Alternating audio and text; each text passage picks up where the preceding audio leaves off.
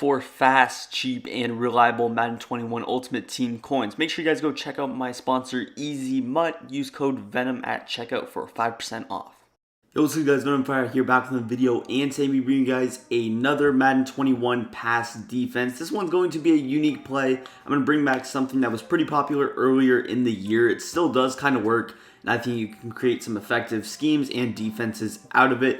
I'm going to be in the nickel 3-3-5 normal formation. We don't talk about this formation much these days, as the 3-3-5 wide is mainly the one used, but you can definitely use 3-3-5 normal a good way, especially if you're a pretty good and advanced defensive player. Overall, I'm going to be running this cover 3 sky drop at the bottom there. But first things we want to do is we want to adjust our zone drops. So what I'm going to do is I'm going to adjust our zone drops. We're going to go curl flats at 25 yards and flats at 5, of course. Adjust depending on the player. You can go 20 or 25 yards. I usually say that every time that we do adjust our zone drops. But of course, we're going to be in the 4-6 defensive playbook. We do still have the threat to audible if need be. If somehow he's running the ball a lot on our defense, then maybe we want to audible to something else at the risk of potentially running a worse pass defense. But again, 4-6 defensive playbook. Also, I do want to remind you guys to hit that subscribe button. It's free, so if you could consider hitting that subscribe button, it is the best way to support the channel as well. But cover 3 sky drop, nickel normal, nickel 3-3-5 normal. You want to get your safeties at linebacker. Put your best safety right here in the middle. That's your user. We got Jeremy Chin there.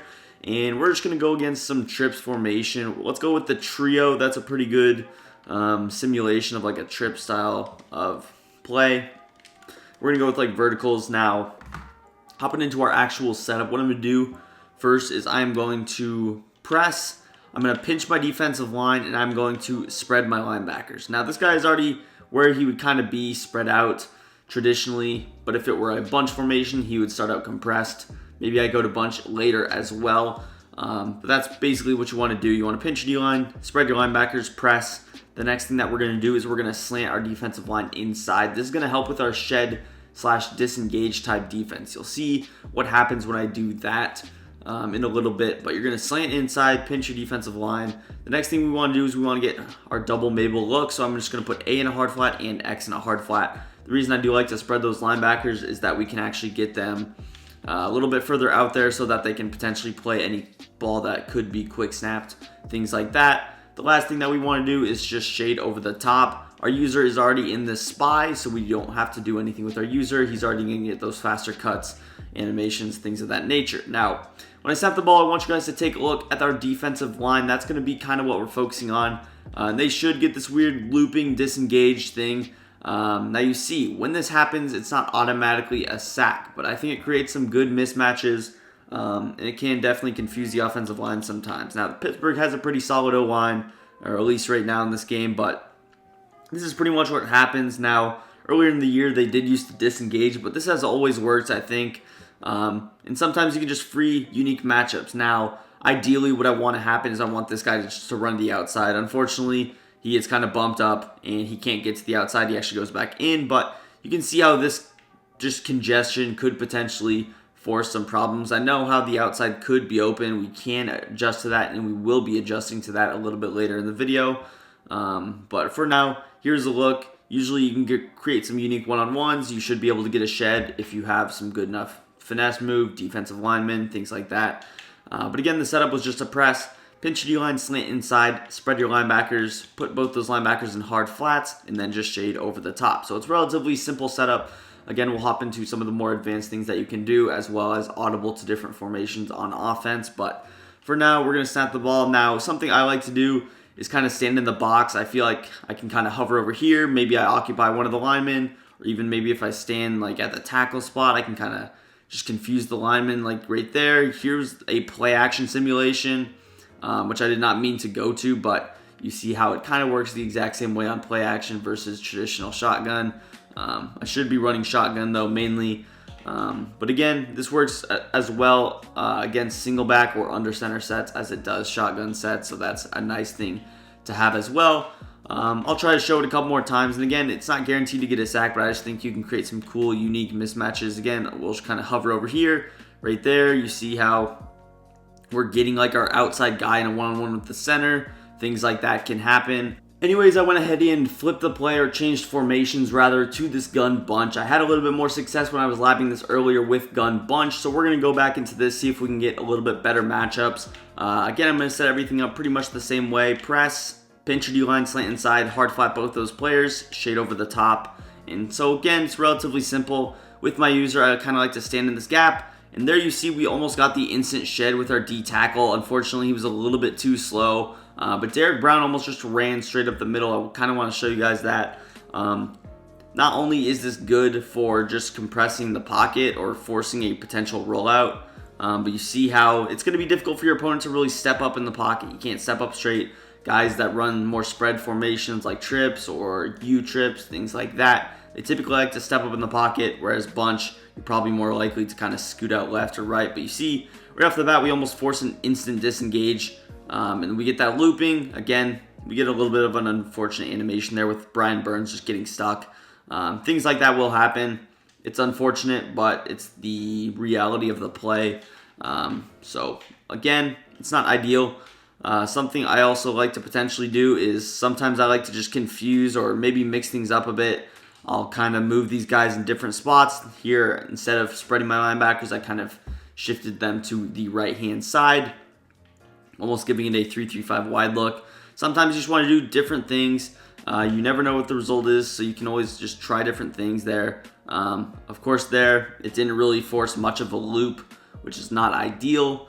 And again, this is not necessarily a blitz. It's just showing you guys a different way of moving the guys. But let's hop into another way to run this. And that's going to be if you're not getting pressure. So actually, I'll just run it one more time, see if we can get some quick pressure.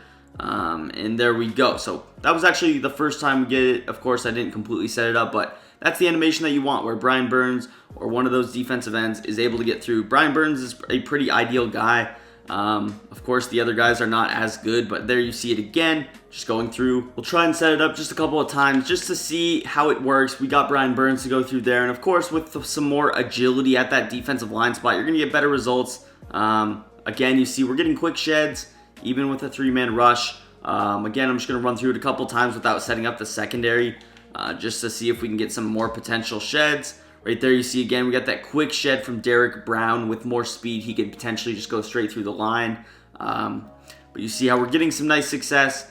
Of course, if they do happen to quick snap you, this should be something that you can get off. But you'll have certain situations like this where you get quick pressure. Now, let's talk about if they recognize that you're doing this and they're just going to completely scramble out. So if they want to scramble out, the first option would be just to straight up contain. And this is certainly something that I would recommend doing if he has escape artist or an ability like that. I wouldn't really recommend doing a disengage style of loops with your D-line if he has an escape artist ability. Because right here you see he can kind of roll out to the pocket and he's going to get shedded immediately with that quarterback contain. Of course, the middle of the pocket is going to be a little bit more open, so you have to watch out for that then. Maybe you want to spy one of your guys or certain things like that. Not only can I do that, but I can also just spy one of these guys. So I can spy Brian Burns here. The disengage blitz does not really work. I don't think it works at all when you only rush the two people. So that's something that you do want to keep in mind. You can sometimes get the loops, but that D end on the left doesn't really loop as good to begin with. So, and of course, we don't get really good pressure there. You're only rushing two people, but you do have the spy if he's just getting very rollout happy per se. As far as the actual play and showing different setups, we'll just go through a couple of those. Keeping the three-man rush theme, some things that you could do is potentially just man up one side of the field like this, if I really wanted to, and then I could man up Y maybe, go with something kind of similar to this. Of course, if I'm going with a play art like this, pretty much what I'm going to do is I either go with one or two different things. I could leave the quarterback spy, and then I could actually user this guy, or I could put this guy in this hook curl and user Jeremy Chin still. So that gives me a couple of options. I could go with the three-man disengage and add a quarterback spy, which I'll show here. Of course, I'm going to shade over the top with my man coverage here, but you see it's going to be a nice disengage. He can't really roll out, throw it, and everything should be defended pretty well there. You really just got to watch things going from left to right in that setup. So again, you do want to be careful with that, but that would be a way to run it.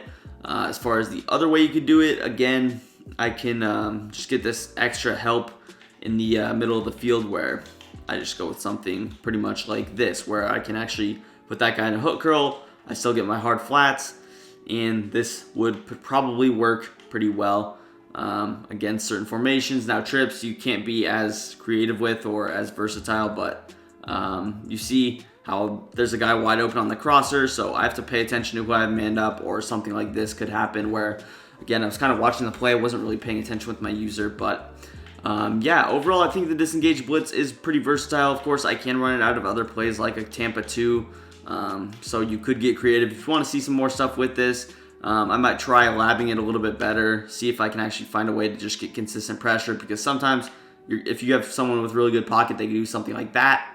So you do want to be careful, throw that quarterback spy if he's really exposing it, but you can get pressure. I've seen it get very glitchy right there. You see again, we just get the loops, but it is picked up pretty well.